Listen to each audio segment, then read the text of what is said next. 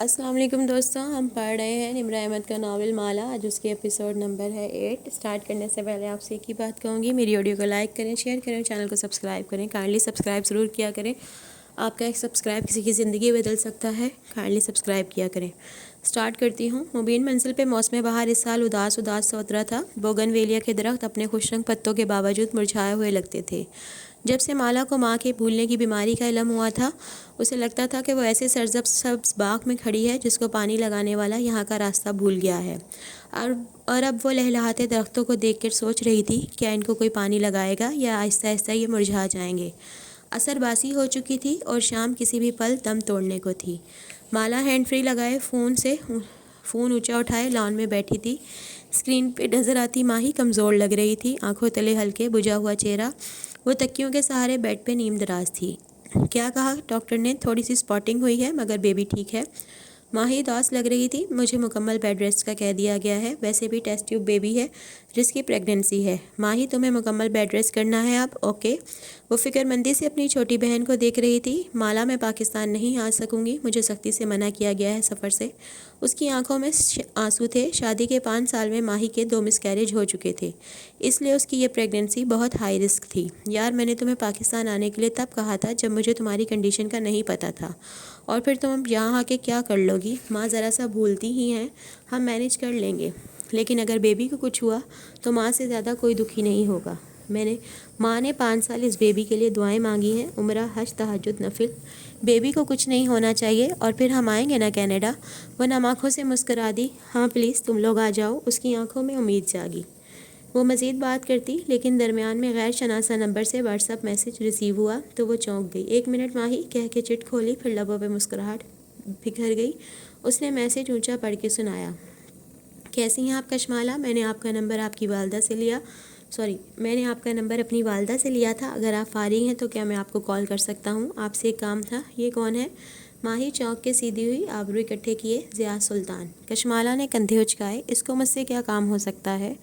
جانے تو مالا، مردوں کی انا اتنی اونچی ہوتی ہے کہ وہ عورتوں کو کبھی کوئی کام نہیں کہتے، سوائے اس صورت میں کہ وہ بہت مجبور ہوں یا صرف گفتگو شروع کرنے کا بہانہ چاہتے ہیں۔ سوال یہ ہے کہ تم زیاد سے بات کرنا چاہتی ہو یا نہیں؟ اس سوال کا جواب کشمالہ مبین کے پاس نہیں تھا۔ زیاد اسے اچھا لگا تھا، وہ ایک کامیاب انسان تھا جس کا کیریئر بھی تھا، خاندانی بھی تھا، اور شکل و صورت بھی اچھی تھی۔ ریپوٹیشن بھی اس کی ایک شریف اور معزز انسان کی تھی۔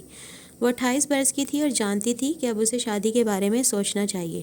اسے شادی سے کوئی بیڈ نہیں تھا، بس ابھی تک جو رشتے اس کو میسر ہوئے تھے ان میں ہمیشہ کوئی نہ کوئی مسئلہ ہوتا تھا۔ اس کا کوئی خانہ ہمیشہ چیک ہونے سے رہ جاتا تھا۔ ضیاء سلطان البتہ اس کے تمام خانوں میں سب سٹک لگاتا گیا تھا۔ ماں کی بیماری کا علم ہونے سے پہلے اگر یہ سب کچھ ہوتا تو شاید وہ خوش ہوتی، لیکن کل سے ساری دنیا ہی بدل گئی تھی۔ اس نے فون رکھ دیا اور گردن اٹھائی جامنی پڑتے آسمان کو دیکھنے لگی، اور اوپر چند پرندے اپنے گھروں کو واپس لوٹ رہے تھے۔ ہم گھروں کو لوٹنے میں اتنی دیر کیوں لگا دیتے ہیں کہ آگے بس اندھیرا ہمارا منتظر ہوتا ہے۔ موہت دوپہر میں گھر آیا تو مالا نے اس کو بٹھا کے ساری بات بتائی۔ موہت کچھ دیر سوچتا رہا، پھر اس نے سر ہلا دیا۔ زیادہ سے زیادہ الزائمرز ہوگا، ہم اس کو دواؤں سے مینیج کر سکتے ہیں، اور آج تو ماں بالکل ٹھیک ہے، شاید وقت ہی ہو۔ موہت ہمیشہ گلاس کو آدھا بھرا ہوا دیکھا کرتا تھا۔ مالا کو تسلی کروا کے وہ ماں کے پاس جا بیٹھا۔ اس وقت وہ لاؤنج کے تخت پہ بیٹھی سلائیوں سے اون کا سویٹر بن رہی تھیں۔ ماہی کے بیبی کے لیے بننے والا یہ کوئی چوتھا سیٹ تھا۔ موہت ان سے ادھر ادھر کے سوالات کرنے لگا۔ ماں کے تمام جواب درست تھے، ایک بات بھی نہیں بھولی۔ ماں آپ واقعی بھولنے لگی ہیں یا ہمارے ساتھ شگل لگاتی ہیں؟ موہت آخر میں ہنس کے بولا۔ ماں نے پرے بدتمیز کہہ کر اس کے کندھے پہ اون کا گولا دے مارا۔ گولا موہت سے ٹکرا کے فرش پہ جا گرا اور دھاگا کھلتا چلا گیا۔ کچن سے لاؤنج میں آتی مالا کے پیروں میں گولا جا رکا۔ مالا میرے ویزے کا کیا بنا؟ وہ مالا سے اپنے ویزے کا پوچھنے لگی۔ ماہی کا 4تھا مہینہ چل رہا تھا اور ماں کا ارادہ تھا کہ اس کی ڈیلیوری کے وقت ماہی کے پاس ماں جائیں گی۔ وہ کیسے اکیلی یہ وقت گزارے گی؟ ویزا جلد آ جائے گا ماں۔ وہ جھک کے گولا اٹھاتے ہوئے کھڑی ہوئی اور دھاگا لپیٹنے لگی۔ اس نے ویزا تب اپلائی کیا تھا جب وہ ایک ریسٹورنٹ کی کامیاب مینیجر تھی۔ تب اس کا ارادہ تھا ماں کے ساتھ کینیڈا جا کر چند دن رہ کے آ جائے گی اور ماں مہینوں وہیں رہیں گی، مگر اب حالات مختلف تھے۔ وہ اس باغ کو نہیں چھوڑ سکتی تھی کیونکہ کوئی اس کو پانی لگانے والا نہ تھا۔ مالا آر یو شور ماں بھولنے لگی ہیں؟ یہ بالکل نارمل ہے یار، کچن میں آؤ، مالا نے اسے گھور کے انگریزی میں کہا۔ اس کے پیچھے چلتا وہ کچن میں آیا اور کچن آئی لینڈ کی ٹاپ پر بیٹھ گیا۔ ساتھ رکھی ٹوکری سے اسے ایک سیب نکال کر اس کی بائٹ لی۔ میں کہہ رہی ہوں ماں ٹھیک نہیں ہے موہت، تو وہ ٹھیک نہیں ہے۔ یہ دیکھو، وہ انگریزی میں کہتی فریزر کا دروازہ کھول کے دکھانے لگی کہ ماں کو اسپوکن انگلش سمجھ نہیں آتی تھی۔ ماں کا فریزر کبھی اتنا خالی نہیں ہوا، ہمیشہ فروزن آئٹم، کباب، کوفتے وغیرہ بنا کے رکھتی تھیں۔ پورے گھر کی صفائی، پودوں کی کاٹ چھانٹ سب خود کرتی تھیں۔ تم سارا دن ہاسپٹل ہوتے ہو، تم وہ نہیں دیکھ سکتے جو میں دیکھ رہی ہوں۔ ہمارا گھر کبھی اتنا بے ترتیب نہیں ہوا۔ تو یار بخت بھی کو کھینچو نا، اس نے سیب کی بائٹ لیتے اپنی طرف سے حل بتایا۔ ملازم خود سے کچھ نہیں کرتے، گھر کی مالکن ان سے کام کرواتی ہے یا نہیں کرواتی۔ ماں نے ساری عمر اپنے گھر کو سنوارنے کے علاوہ کیا ہی کیا ہے؟ اگر وہ اس کام کو بھی ٹھیک سے نہیں کر رہی تو وہ ٹھیک نہیں ہے۔ اسے اب موہت پہ غصہ آ رہا تھا، ان بھائیوں کو آرام سے بات سمجھ میں کیوں نہیں آتی۔ اچھا بابا، میں ایک نیورولوجسٹ سے اپائنٹمنٹ لیتا ہوں، وہ کراچی گئے ہوئے ہیں، سوموار تک آ جائیں گے، ہم منگل کو انہیں دکھا دیں گے۔ منگل میں 6 دن ہے موہت۔ مالا ریلیکس، میں کسی عام سے نیورولوجسٹ کو نہیں دکھا سکتا، ورنہ اس طرح تو میرے بھی سینئرز بہت ہیں، انگریزی بولتے ہیں میرے سامنے تاکہ مجھے سمجھ نہ آئے بڑے۔ وہ لاؤنج میں بیٹھی سلائیاں چلاتے ہوئے ان کی آوازیں سن رہی تھیں۔ تبھی بخت بھی باہر سے کچن میں داخل ہوئی تو موہت نے انہیں روک لیا۔ آپ ذرا میری بات سنیں، اس کی آواز سخت ہو گئی۔ مجھے اچھی طرح معلوم ہے آپ ماں کو میٹھا کھانے دیتی ہیں، میں ان کی شوگر جتنی کنٹرول کرنے کی کوشش کرتا ہوں، آپ ان کی چاپلوسی کے چکر میں اسے بڑھا دیتی ہیں۔ آج سے گھر میں میٹھا نہیں بنے گا، ورنہ میں آپ کا لحاظ نہیں کروں گا۔ کل کو ہمیں ماں کے گھٹنے کی سرجری کروانی پڑی تو یہ شوگر کا کنٹرول نہ ہونا کتنا نقصان دہ ہو سکتا ہے، آپ کو احساس نہیں ہے اس بات کا۔ مالا چونک کر اسے دیکھنے لگی۔ بظاہر مالا کو وہ تسلی دے رہا تھا، مگر اندر سے وہ خود پریشان تھا۔ البتہ وہ ظاہر نہیں کرے گا، وہ ماں پہ گیا تھا۔ ماں کہتی تھی موہت اندر سے گہرا کنواں ہے، اور شاید مالا بھی ماں پہ ہی گئی تھی۔ اپنے غم کو اندر ہی اندر لے کر گھلتے رہنا ان دونوں کی عادت تھی۔ ماں ہی ایسی نہیں تھی، ماں کا کہنا تھا کہ وہ ان کے ابا پہ گئی ہے۔ ذرا کوئی سے تنگ کرے، وہ سینے چڑھا کے اگلے کی ساری دنیا الٹانے پہنچ جاتی تھی۔ وہ پریشان ہوتی تو دل میں نہیں رکھتی تھی، کمیونیکیٹ کرتی تھی، صاف صاف بول کے اس مسئلے کو حل کرتی تھی۔ موہت اور مالا نے اس روز فیصلہ کیا کہ وہ ماں کو زیادہ سے زیادہ وقت دیں گے۔ موہت اب ڈیوٹی آورز کے بعد کہیں نہیں جائے گا، بلکہ ماں کے پاس بیٹھے گا، اور مالا تو پہلے ہی اسلام آباد واپس نہ جانے کا فیصلہ کر چکی تھی۔ مبین منزل کا کچن بھی باقی گھر کی طرح سرسبز پتوں سے آراستہ تھا۔ سنک کی کھڑکی کے سلاخوں کے ساتھ منی پلانٹ کی بیلیں چڑھتی دکھائی دے رہی تھیں۔ کاؤنٹر کے ہر کونے میں سبز بوتلوں میں بھی منی پلانٹ سجے تھے۔ وہ ستی گول میز پہ اداس بیٹھی اپنے ساتھ براجمان حورِ جہاں بیگم کو دیکھ رہی تھی۔ وہ سر جھکائے لہسن چھیل رہی تھیں۔ وہ دیسی لہسن منگوایا کرتی تھیں جو چھیلے جانے میں وقت لیتا تھا، اس لیے ماں جب فارغ ہوتی لہسن چھیلنے لگ جاتی۔ لان کے سوٹ پہ سفید چکن کا دوپٹہ انہوں نے سر پہ لے کے کانوں کے پیچھے اڑس رکھا تھا۔ وہ نرمی سے ان کی کنپٹیوں سے نکلتے بال پیچھے کرنے لگی۔ وہ کمزور ہوتی جا رہی تھیں اور وہ کچھ نہیں کر سکتی تھیں۔ جب ماں بیمار ہوتی ہے تو انسان کو احساس ہوتا ہے کہ اپنی ساری دولت، ڈگری اور کامیابیوں کے باوجود وہ کچھ بھی نہیں ہے۔ جو ہے وہ اللہ ہے، اور بس اللہ ہی ہے۔ دفتن ڈرٹی کچن کا دروازہ چرچراتا ہوا کھلا اور کسی نے کھنکھارتے ہوئے اس کی توجہ چاہی۔ مالا نے بجھا ہوا چہرہ اٹھا کے دیکھا تو سامنے کیف کھڑا تھا۔ جینس پہ بھوری ڈریس، شرٹ کے آستین پیچھے موڑے، گیلے بال ماتھے پہ بکھیرے، وہ ہر صبح کی طرح حشاش بشاش اور مسکراتا ہوا تھا۔ باس، کافی بنا رہا ہوں، آپ کو چاہیے؟ مالا نے نفی میں گردن ہلا دی۔ ماں نے برہمی سے چہرہ اٹھا کے اسے دیکھا۔ یہ باس کیا ہوتا ہے؟ جیسے سلیم کہتا ہے کشمالہ بی بی، ویسے کہا کرو، ساتھ ہی بڑبڑائیں، کسی انگریز کی اولاد نہ ہو تو۔ جی بڑی بی بی، میں چلتا ہوں، کیف سنبھل کے بولا۔ اسے ماں کی ڈانٹ سے ڈر لگتا تھا، یہ واضح تھا۔ واپس آؤ میاں، ماں نے اسے گھورتے ہوئے 2 انگلیوں سے آنے کا اشارہ کیا۔ جی۔ کیف متذبذب سے آگے آیا اور ہاتھ باندھے ان کے سامنے کھڑا ہو گیا۔ منی پلانٹ والی کھڑکی اب کیف کی پشت پہ تھی۔ مالا نے دلچسپی سے ہتھیلی پر تھوڑی جمائے اسے دیکھا۔ ماں کی ڈانٹ بڑی دلچسپ ہوتی تھی، بالخصوص جب وہ کسی اور کو پڑے۔ ہاں، مجھے بتاؤ ایک بات، تمہیں تمہارے اماں بابا نے کوئی ادب اداب سکھائے ہیں یا نہیں؟ انہوں نے کوشش تو کی تھی لیکن کامیاب نہیں ہوئے۔ مالا نے مسکراتے ہوئے اسے گھورا۔ ماں کو اس کے انداز سے مزید تپ چڑھ گئی۔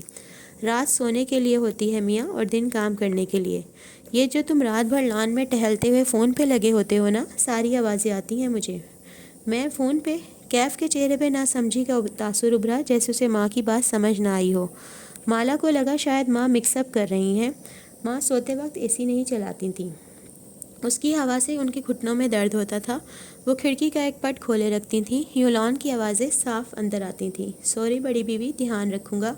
کیف نے تابیداری سے بات سنبھال لی۔ ماں بڑبڑا کے بخت بی کو آوازیں دینے لگی۔ کیف الٹے قدموں ڈرٹی کچن کی طرف بڑھ گیا، دروازہ بند نہیں کیا، بس خاموشی سے اپنی کافی بنانے لگا۔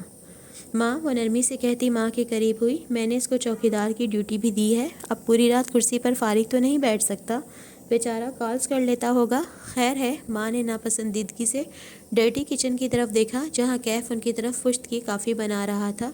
لڑکیوں سے باتیں کرتا ہے ساری رات، توبہ استغفر اللہ۔ مالا کو ہنسی آ گئی۔ آپ کو کیسے پتا؟ زارا کی رٹ لگا رکھی تھی کل اس نے، کوئی دوست ہوگی اس کی، جانے دیں۔ ماں نے خشمگین نگاہوں سے اسے گھورا۔ بی بی، مرد اور عورت کبھی دوست نہیں ہوتے، آج کل سب چلتا ہے ماں۔ ان کو مزید تپانے کے لیے مسکراہٹ دبا کے بولی، کبھی اپنی ماں کا کوئی دوست گھر آتے دیکھا ہے؟ برداشت ہوتا تم لوگوں سے؟ مرد اور عورت ازل سے ابد تک دوست نہیں بن سکتے، مرد مرد ہوتا ہے اور عورت عورت۔ وہ لہسن کا چھلکا اتارتے ہوئے کہہ رہی تھیں، اللہ نے آدم اور حوا کو جب زمین پہ اتارا تو مختلف جگہوں پہ اتارا، ان دونوں کو ایک دوسرے کی تلاش میں کئی برس لگے تھے۔ اللہ نے ہر انسان کا جوڑا اس دنیا میں اتارا ہے، کسی کو مل جاتا ہے اور کسی کو نہیں، مگر وہ ہوتا ضرور ہے، اور ہر انسان ساری زندگی اسی جوڑ کو تلاش کرتا رہتا ہے۔ دوستی کے نام پہ بھی مرد اور عورت دوسرے شخص میں اسی جوڑ کو ڈھونڈ رہے ہوتے ہیں۔ وہ بختوں کو آواز دیتی ہوئی گھٹنوں پہ ہاتھ رکھے اٹھ گئیں اور فریج کی طرف بڑھی۔ کافی میکر چلاتے ہوئے کیف نے ہلکی سی گردن موڑ کے کلین کچن کی گول میز پہ بیٹھی لڑکی کو دیکھا۔ وہ اپنی ماں کی بات پہ دل کھول کے ہنسی تھی۔ بالوں کی اونچی پونی ٹیل بنائے اس کا سبز آنکھوں والا چہرہ دھلا دھلایا اور شفاف لگ رہا تھا۔ اس نے ایسے مہربان چہرے والی لڑکی کبھی دیکھی تھی کیا؟ شاید نہیں۔ بختو، یہ بچے ہوئے سالن نکالو، ڈبوں میں ڈال کے ہمسایوں کے ملازموں کو دے آؤ۔ ماں، روز اتنا کھانا نہ بنایا کریں کہ اگر آس پاس بانٹنا ہی ہوتا ہے، آج ایک سالن بنا لیں اور ساتھ ان پرانے سالنوں کو چلا لیں۔ ماں نے گھور کے اسے دیکھا۔ اب میں گھر کے ملازموں کو باسی سالن دوں گی اور اپنے بچوں کو نیا سالن؟ بی بی، ایسی تفریق تو تمہاری ماں نے کبھی نہیں کی۔ اف ماں، میں کھا لوں گی پرانا سالن، آپ بخت بی اور سلیم کے لیے نیا بنا لیں۔ جل کے بولی۔ ماں نے ان لوگوں کو ملازم نہیں رکھا ہوا تھا، انہوں نے ماں کو مالک رکھا ہوا تھا۔ کھانا کھلانا اللہ تعالیٰ کو بہت پسند ہے، کھلانے سے کسی کا رزق کم نہیں ہوتا۔ ماں فریج کا دروازہ بند کر کے اس کی طرف مڑی۔ ڈرٹی کچن میں کھڑا کیف اپنی تازہ بنائی کافی کا گھونٹ پڑ رہا تھا، ساتھ ہی اس کے چہرے پر ناپسندیدگی در آئی۔ منہ کیوں بنا رہے ہو؟ کیف نے چونک کر انہیں دیکھا، وہ اسے ہی گھور رہی تھیں۔ اس نے جلدی سے کپ نیچے کیا۔ اتنی اچھی نہیں بنی اس لیے؟ کیوں میاں؟ بخت بھی جو چولہے کے ساتھ کھڑی تھی چمک کے بولی، جب میں نے چائے بنا کے دی تھی تو کہتے تھے میں چائے نہیں پیتا، اب یہ ولایتی کافی حلق سے نیچے نہیں اتر رہی۔ کیف نے مگ کاؤنٹر پہ رکھا اور ان کے سامنے آیا۔ اب کہ وہ بولا تو انداز جلا کٹا تھا۔ میں نے کہا تھا بخت بھی کہ میں ایسی چائے نہیں پیتا جو آپ بناتی ہیں، کالے پانی جیسی۔ میں خالص دودھ کی کڑک چائے پیتا ہوں جو کافی دیر تک چولہے پر کھٹتی رہتی ہے۔ اوکے، نخرے تو دیکھو۔ بخت بھی برا مان گئیں۔ اور یہ کافی میکر میں نے کشمالہ بی بی کے لیے نکالا ہے کیونکہ وہ بھی آپ کے ہاتھ کی کافی نہیں پی سکتی۔ چبا چبا کے بخت بی کو اطلاع دی۔ مالا کو لگا اب کیف کو ماں سے ڈانٹ پڑنے والی ہے، لیکن خلاف توقع ماں اسے چند لمحے دیکھتی رہیں، پھر آہستہ آہستہ واپس اپنی کرسی تک آئیں۔ تو خود اپنے لیے بنا لیا کرو کڑک چائے۔ ماں کا انداز عام سا تھا۔ مجھے بنانی نہیں آتی، اس نے کندھے اچکا دیے۔ واو، کچھ تھا جو کیف کو نہیں کرنا آتا تھا۔ پہلے کون بنا کے دیتا تھا؟ کیف نے جواب نہیں دیا اور ڈرٹی کچن کی طرف بڑھ گیا۔ واپس آؤ اور قہوے کا پانی رکھو، میں تمہیں سکھاتی ہوں کڑک چائے بنانا تاکہ تمہارے نخرے ختم ہوں۔ ماں نے گھور کے اسے واپس آنے کا اشارہ کیا۔ کیف ہلکا سا مسکرا دیا۔ ماں کی ڈانٹ کے پیچھے بھی ان کی فکر تھی، چاہے ملازم بھی ہوں لیکن اسے اس کی پسند کا کھانا پینا ملنا چاہیے۔ وہ چپ چاپ واپس آیا اور ان کی ہدایت کے مطابق قہوہ رکھنے لگا۔ مالا کو اس سے ہمدردی ہوئی۔ ماں کے ساتھ جو کچن میں کام کرتا تھا اس کو ڈانٹ بھی ساتھ ساتھ پڑتی تھی، البتہ کچھ تھا جو اس کے ذہن میں چبھا تھا، کسی کانٹے کی طرح جو فصلوں میں چلتے ہوئے پانچوں کے ساتھ چپک جاتے ہیں۔ اس کے گھر میں کون تھا جو اسے اتنی محنت سے کڑک چائے بنا کے دیا کرتا تھا؟ کیف نے اس سوال کا جواب کیوں نہیں دیا تھا؟ کہتے ہیں جس نے لاہور نہیں دیکھا وہ پیدا نہیں ہوا۔ ٹھیک کہتے ہیں یا غلط، مگر کہتے ضرور ہیں۔ لاہور کشمالہ کے لیے ہمیشہ ایک فرار تھا۔ جب وہ اپنی ورک لائف سے تنگ آ جاتی تو اپنے گھر واپس آ جاتی، کچھ دن ماں کے ساتھ رہتی تو ذہن فریش ہو جاتا، مگر لاہور میں مستقل رہنا اس کے لیے کھٹن ثابت ہونے والا تھا۔ یہاں کی فضا آلودہ تھی اور شور زیادہ تھا۔ اسلام آباد ایک ہی رنگ میں رنگا تھا۔ پنڈی کی حدود سے جیسے ہی اسلام آباد میں داخل ہو تو ایک پوش اور صاف ستھرا سا شہر نظر آتا تھا۔ لاہور ایسا نہیں تھا۔ اس شہر میں بہت سے رنگ ایک ساتھ بستے تھے، لوگوں کے لہجے مختلف تھے، صبح دیر سے ہوتی تھی اور رات اس سے بھی دیر سے۔ یہاں سب سے بڑی انٹرٹینمنٹ کھانا اور شاپنگ مالز تھے۔ دوپہر میں وہ کسی کام سے بینک جا رہی تھی تو کار کی کھڑکی سے باہر گزرتے منظر کو دیکھ کر اسے حیرت ہوئی۔ لاہور میں بہت سے ریسٹورنٹ چائے کے نام سے کھل گئے تھے اور یہ سب نئے ریسٹورنٹ تھے۔ تمہیں کڑک چائے پسند ہے نا؟ دیکھو تمہارے لیے یہاں کتنے کیفے ہیں۔ اس نے ڈرائیو کرتے کیف کو بتایا۔ کچھ سال پہلے تک لاہور ایسا نہیں تھا۔ کیف ونڈ اسکرین کے پار سڑک پر توجہ کیے تبصرہ کرنے لگا۔ یہاں کافی پینا فیشن سمجھا جاتا تھا۔ چائے ایک بیکورڈ چیز تھی، لیکن جب سے انڈین پائلٹ ابھی نندن نے پاکستانی چائے کو فنٹاسٹک کہا ہے، لاہور میں چائے کے نام پہ درجنوں کیفے کھل گئے ہیں۔ تمہیں کیسے معلوم ہوا؟ تم تو اتنے سال اسلام آباد میں رہے ہو۔ کیف نے شانے اچکائے۔ مجھے معلوم ہوتا ہے۔ وہ ڈرائیو کرتے ہوئے بیک ویمر اوپر کر دیتا تھا اور اسے کیف کی عادت پسند تھی۔ اتنے دن سے وہ ڈری نہیں تھی، نہ اسے سنجان تعقب کار سے کوئی خوف محسوس ہوا تھا، کیونکہ جب وہ باہر نکلتی تو کیف ساتھ ہوتا۔ یہ احساس تحفظ اسے پہلے کسی گارڈ کے ساتھ محسوس نہیں ہوا تھا۔ ویسے میں دھیان کروں گا کہ رات کو میرے کام کی وجہ سے بڑی بیوی ڈسٹرب نہ ہو، وہ توقف سے بولا۔ ہاں، تم نے بتایا تھا تم اپنا بزنس پلان بنا رہے ہو، کہاں پہنچا وہ؟ کھڑکی سے باہر دوڑتے درختوں کو دیکھ کے وہ بولی۔ وہ نہر کے ساتھ سفر کر رہے تھے اور یہاں درخت پہلے سے زیادہ ہو گئے تھے۔ سبزہ دیکھ کے اندر تک ٹھنڈ اتر گئی تھی۔ ابھی تو شروع کیا ہے، 1.5 ماہ ہے میرے پاس۔ 1.5 ماہ کیوں؟ اسے حیرت ہوئی۔ وہ دراصل وہ سنبھلا اور موڑ کاٹا، اپنے لیے ڈیڈ لائن رکھی ہے۔ او اچھا، کشمالہ نے سر ہلایا۔ 1.5 ماہ کافی لمبا عرصہ ہے، 2 ہفتے بھی کافی ہوتے ہیں۔ خیر تم کر لو گے۔ اس کی بات پہ وہ مسکرا دیا۔ تھینک یو، مجھے کسی نے کہا تھا کہ میں یہ نہیں کر سکوں گا۔ کشمالہ نے افسوس سے سر جھٹکا۔ لوگ نوجوان انٹرپرینیور سے اتنی بے رحم باتیں کیسے کہہ دیتے ہیں؟ خیر ایک مشورہ دوں، تمہیں ایک مینٹور کی ضرورت ہے۔ ہر نوجوان انٹرپرینیور کو ہوتی ہے، کوئی بہت سینئر اور کامیاب انسان جس کی بزنس کی سمجھ تم سے کہیں زیادہ ہو، جو تمہارا پلان دیکھ کے اس کی خامیاں دور کر سکے۔ کہتے ہوئے مالا نے سوچا، کیا اسے کیف کو اپنی مینٹورشپ آفر کرنی چاہیے؟ وہ اس کا پلان دیکھ کر اس کو امپروو کرنے میں مدد دے سکتی تھی، لیکن جی مینٹور ہے میرے پاس۔ اچھا کون؟ اس نے کھڑکی سے نظریں ہٹائیں اور دلچسپی سے کیف کے کندھے کی پشت کو دیکھا۔ وہ یہاں سے اس کا چہرہ نہیں دیکھ سکتی تھی، بس اسٹیئرنگ پر رکھے اس کے ہاتھ نظر آتے تھے۔ آپ نہیں جانتی، مطلب وہ یہاں کا نہیں ہے، برطانیہ کا ایک کامیاب بزنس مین ہے، میرا فیملی تعلق ہے اس سے۔ سوچ کے کہہ رہا تھا۔ کشمالہ نے کندھے اچکا دیے۔ اوکے گڈ، مگر تم میری جاب کے ساتھ اپنے پلان پہ کیسے کام کرو گے؟ کر لوں گا، پوری رات ہوتی ہے میرے پاس۔ آپ کا تعقب کار بھی تنگ نہیں کر رہا آج کل؟ پھر خیال آنے پہ پوچھا، آپ نے بڑی بیوی کا چیک اپ نہیں کروایا؟ وحید نے اپائنٹمنٹ لی ہے ایک نیورولوجسٹ سے منگل کے لیے۔ منگل آنے میں 5 دن ہے، وہ جواب دیتی، لیکن کیف کا موبائل وائبریٹ کرنے لگا۔ موبائل ڈرائیونگ اور فرنٹ سیٹ کے درمیان رکھا تھا۔ کیف نے موڑ کاٹتے ہوئے موبائل اٹھانا چاہا، وہ پھسل کے نیچے جا گرا۔ اس نے چونکہ فون گرتے نہیں دیکھا تھا، اس لیے وہ اپنی سائڈ پہ ہاتھ مارنے لگا، حالانکہ فون سلپ ہو کے پیچھے کشمالہ کے قدموں میں آ گرا تھا۔ اس نے جھک کے موبائل اٹھایا، اسکرین سامنے کی، ایک ہی نظر میں کال کرنے والے کا نام پڑھ سکتی تھی، زارا کیف۔ اس نے موبائل کیف کی طرف بڑھایا تو کیف نے تیزی سے اسے تقریباً کھینچا، پھر زور سے بٹن دبا کے اسے بند کیا اور دوسری طرف رکھ دیا۔ کار کی سپیڈ بڑھ گئی، کیف ڈسٹرب ہو گیا۔ وہ ظاہر کیے بنا کھڑکی سے باہر دیکھنے لگی، مگر ذہن میں بہت سی جمع تفریق چل رہی تھی۔ زارا کیف، یہ کون تھی؟ کیف کی سی وی کے مطابق تو وہ غیر شادی شدہ تھا، شاید اس کی کوئی دوست ہو جس کا لاسٹ نیم بھی کیف ہو۔ کیا ایسا اتفاق ممکن تھا؟ کشمالہ کو بینک کے سامنے اتار کے وہ کار میں بیٹھا رہا۔ جب اسے تسلی ہو گئی کہ وہ اندر جا چکی ہے تو اس نے موبائل نکالا اور زارا کی چیٹ کھولی، پھر بے بسی بھرے غصے سے میسج ٹائپ کرنے لگا۔ تم آئندہ مجھے خود سے کال نہیں کرو گی، جب کال کرنی ہوگی میں خود کروں گا، سمجھ آیا؟ وہ کچھ دیر وہاں بیٹھا سوچتا رہا۔ اس کی مڑی پلکوں والی آنکھیں بینک کے دروازے پہ جمی تھیں، ذہن میں الگ طوفان برپا تھے۔ پھر اس نے وائٹ ہیئر کو کال ملائی اور موبائل کان سے لگایا۔ میں یہ جاب مزید نہیں کر سکتا، میں کوئٹ کرنا چاہتا ہوں۔ دوسری طرف ایک لمحے کے لیے خاموشی چھائی رہی، پھر مالک کی سرد آواز گونجی، کیوں؟ میری ذاتی زندگی اور جاب مکس اپ ہو رہی ہے۔ تمہیں کیا مذاق لگتا ہے یہ سب؟ مالک ایک دم غصے سے دھاڑا، تم ایک صبح اٹھ کے فیصلہ کرو گے تم یہ نہیں کرنا چاہتے اور میں تمہیں چپ چاپ واک آؤٹ کرنے دوں گا؟ چلاؤ مت، میں تمہارا ماتحت نہیں ہوں، میں جب چاہے اس جاب کو چھوڑ سکتا ہوں۔ وہ دانت پیس کے بولا، اس کے کان سرخ ہو رہے تھے۔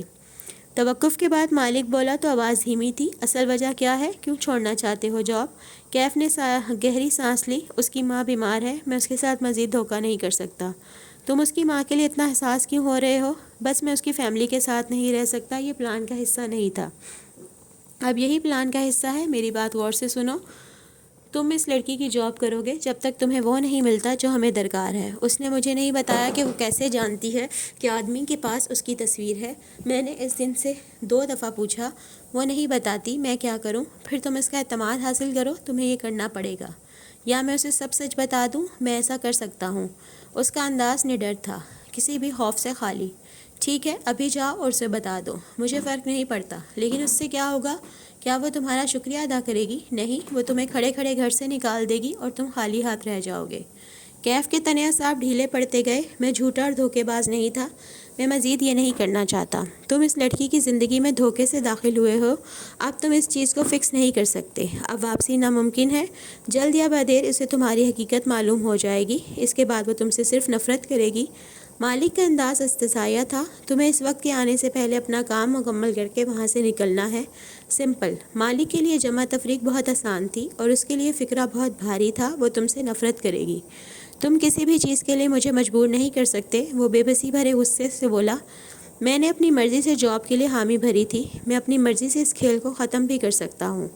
تمہارے پاس یہ چوائس اس دن تک تھی جب ہم تینوں اس ہوٹل سویٹ میں اکٹھے ہوئے تھے، اس دن کے بعد تمہارے پاس یہ چوائس نہیں رہی۔ تم اس کو کچھ نہیں بتاؤ گے، ورنہ میں سچ کہہ رہا ہوں، مجھ سے برا کوئی نہیں ہوگا۔ جاؤ اور اپنا کام مکمل کرو۔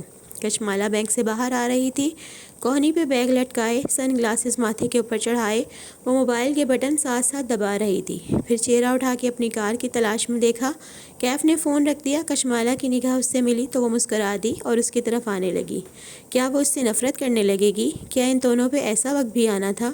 کار سٹارٹ کرتے ہوئے اس کے ذہن میں ایک ہی فکرہ گونج رہا تھا۔ تو دوستو، یہ تھی آج کی ایپیسوڈ، امید کرتی ہوں آپ کو پسند آئی ہوگی۔ اگر آپ کو میری آڈیو اچھی لگی ہے تو اسے لائک کریں، شیئر کریں اور میرے چینل کو سبسکرائب کریں۔ کائنڈلی سبسکرائب ضرور کیا کریں۔ اللہ حافظ، کل پھر ملیں گے، دعاؤں میں یاد رکھیے گا۔